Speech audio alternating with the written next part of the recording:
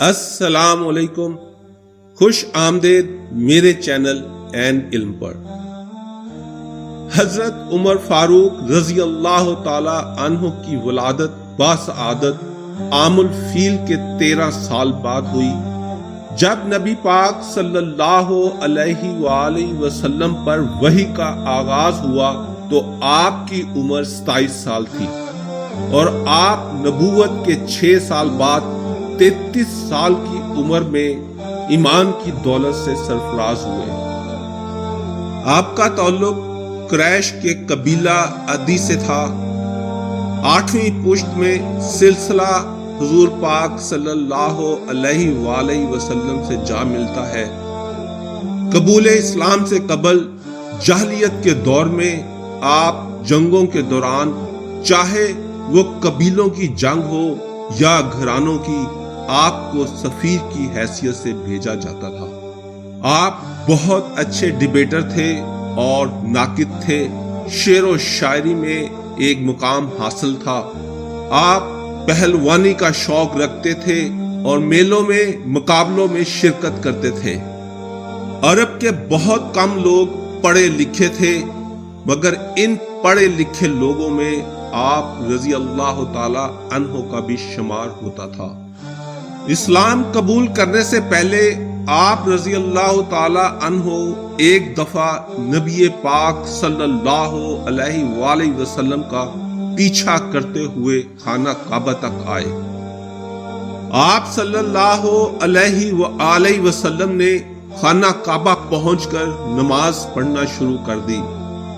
حضرت عمر فاروق رضی اللہ تعالی عنہ خاموشی سے قرآن سنتے رہے اور دل ہی میں سوچنے لگے کہ آپ صلی اللہ علیہ وآلہ وسلم جو کلام پڑھ رہے ہیں یہ بہت ہی اعلیٰ درجے کا ہے، اور آپ صلی اللہ علیہ وآلہ وسلم اعلیٰ درجے کے شاعر ہیں۔ یہ کلام بہت اونچے مقام کا ہے۔ اسی طرح ایک اور واقعہ ہوا جب آپ نے نبی پاک صلی اللہ علیہ وآلہ وسلم اور ان کے رفقا کو چھپ کے نماز پڑھتے دیکھا اور آپ نے قرآن کی قرأت سنی تو آپ یہ سوچنے پر مجبور ہو گئے کہ یہ کلام کوئی عام کلام نہیں ہے، مگر ابھی آپ اسلام کی دولت سے بہت دور تھے۔ نبی پاک صلی اللہ علیہ وآلہ وسلم اپنے مٹھی بھر صحابہ کے ساتھ دین اسلام کی اشاعت میں مصروف تھے اور قریش کے مظالم بڑھتے جا رہے تھے۔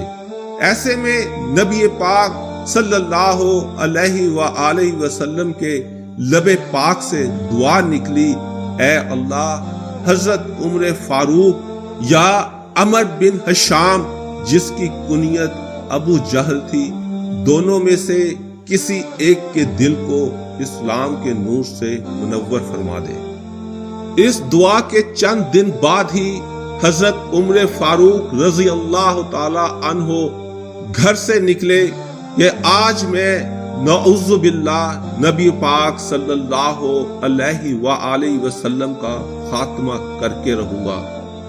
اس نئے مذہب اسلام کی وجہ سے قبیلے میں بھائی بھائی سے، باپ بیٹے سے، بیوی شوہر سے جدا ہو رہی تھی۔ گھروں میں اور قبائل میں جو فساد برپا ہے، ہم اسے کب تک برداشت کریں؟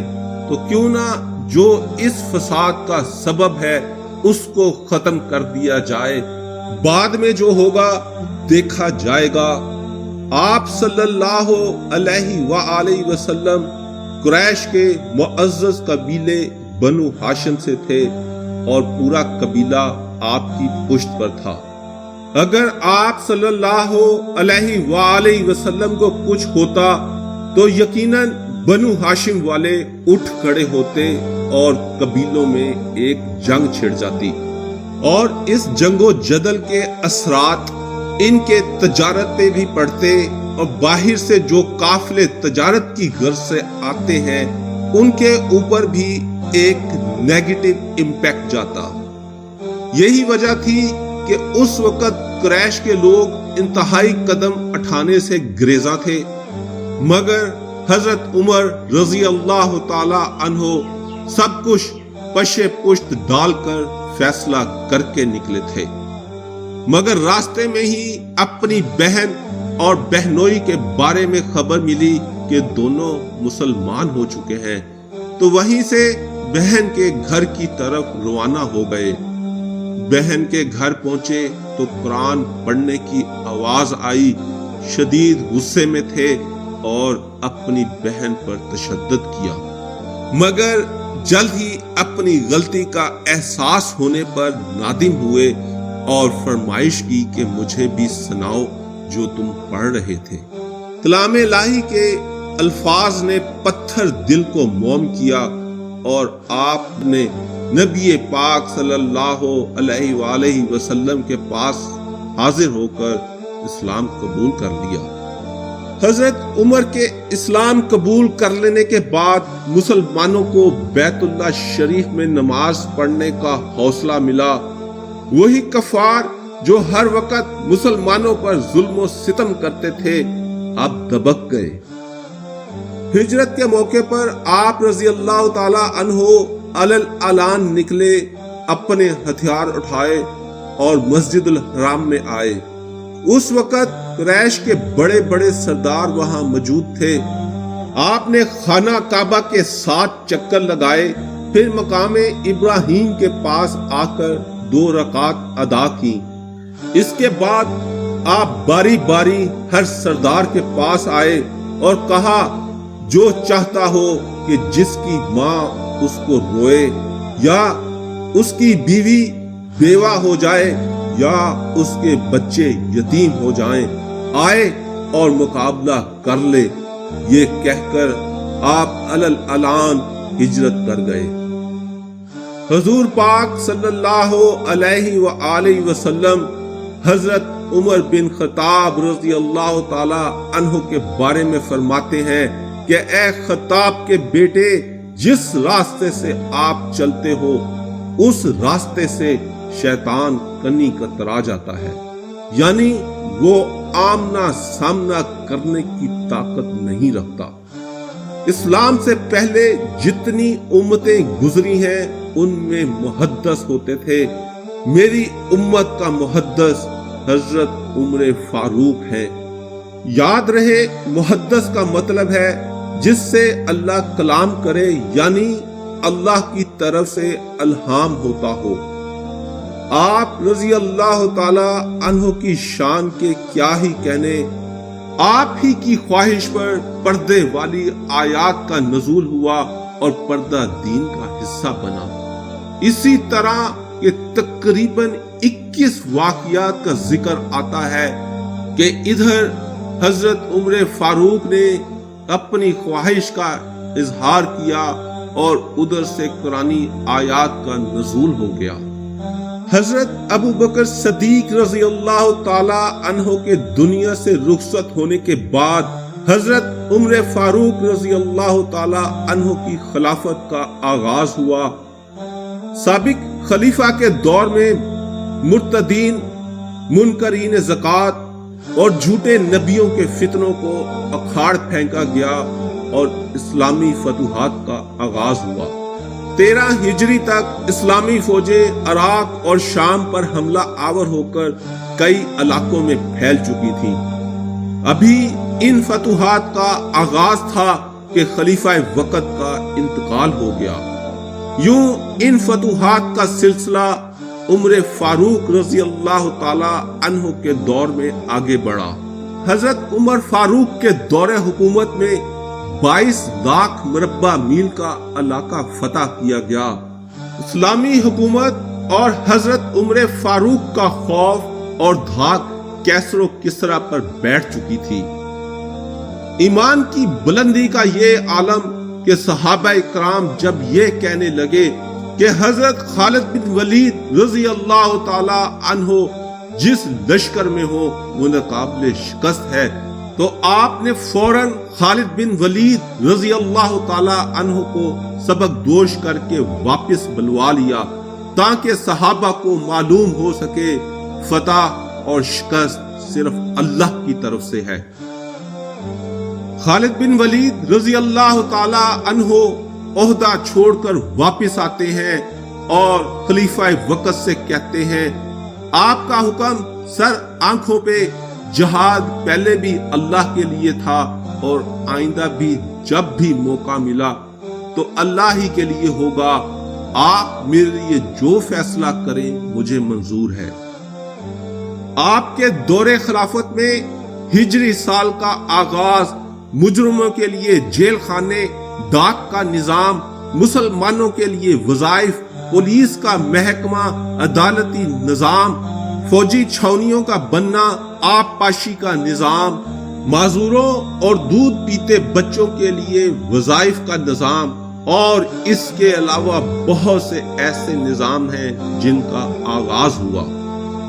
مسلمانوں کے عقائد کے بارے میں اس قدر فکر مند کہ جس درخت کے نیچے 1400 صحابہ نے آپ صلی اللہ علیہ وآلہ وسلم کے ہاتھ پہ بیعت کی تھی، جب آپ رضی اللہ تعالی عنہ کو معلوم ہوا کہ کچھ مسلمان اس درخت کو متبرک سمجھنے لگے ہیں اور تعظیم کرنا چاہتے ہیں تو آپ نے اس درخت کو ہی اکھڑوا دیا۔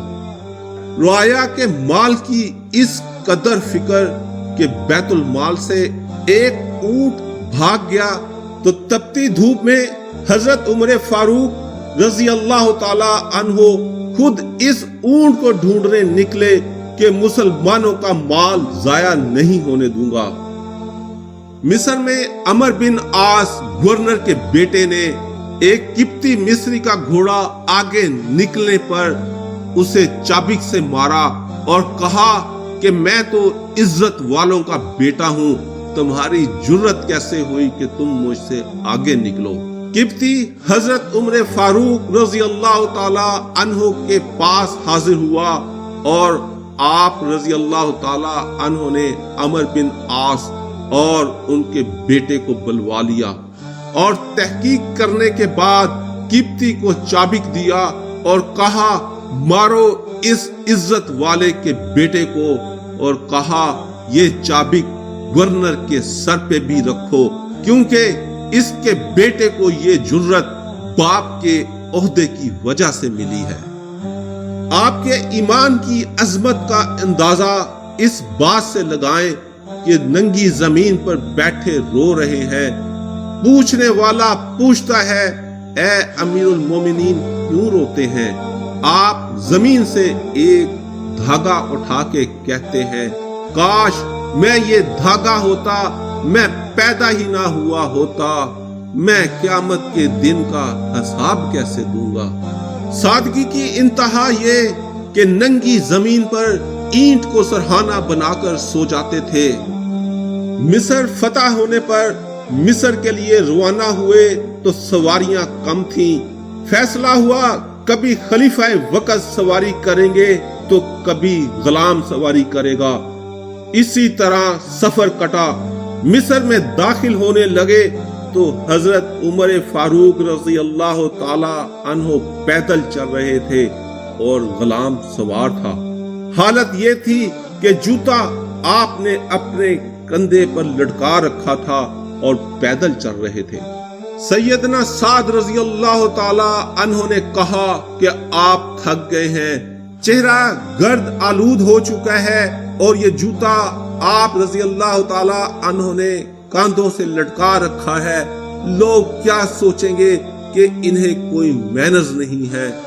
حضرت عمر فاروق نے سعد رضی اللہ تعالی عنہ کو کہا اگر تم سعد نہ ہوتے تو میں آج تمہیں سبق سکھا دیتا، ہم تو ذلیل ترین قوم تھے، ہمیں تو اسلام کی وجہ سے عزت ملی، اگر ہم نے اسلامی روایات کو چھوڑ کر کسی اور چیز کو اپنایا تو ہمارا مالک ہمیں ذلیل و رسوا کرنے پر بھی قادر ہے۔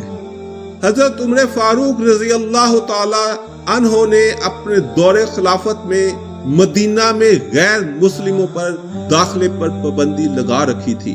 حضرت مغیرہ بن شعبہ رضی اللہ تعالی عنہ نے اپنے غلام ابو لولو کے لیے حضرت عمر سے خصوصی اجازت لے رکھی تھی کہ وہ مدینہ میں آ کر کام کر سکے۔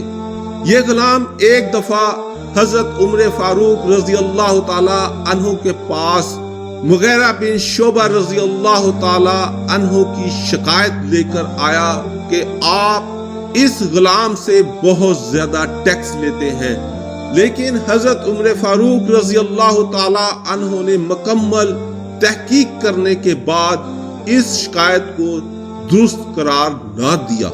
اس چیز کا ابو لولو کو بہت غصہ تھا۔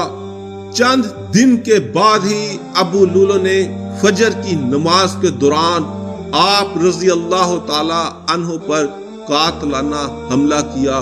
2 دھاری خنجر سے آپ رضی اللہ تعالی عنہ پر 6 وار کیے۔ اس حملے کے بعد ابو لولو نے خود کو بھی ختم کر لیا۔ سن 23 ہجری ذی الحج کے آخری دنوں میں یہ سانحہ رونما ہوا۔ اسلامی ریاست اور مسلمانوں کے لیے شہادت عمر فاروق رضی اللہ تعالی عنہ ایک ایسا سانحہ تھا جو اپنے اثرات چھوڑ گیا۔ آپ کے دور خلافت میں اسلامی حکومت کے پھیلاؤ، عظیم الشان نظام حکومت اور عظیم کارناموں کو دیکھا جائے تو اس میں کوئی شک نہیں کہ اگر حضرت عمر فاروق رضی اللہ تعالی عنہ 10 سال مزید خلافت پر قائم رہتے تو اس دنیا میں اسلام کے علاوہ کوئی دین نظر نہ آتا۔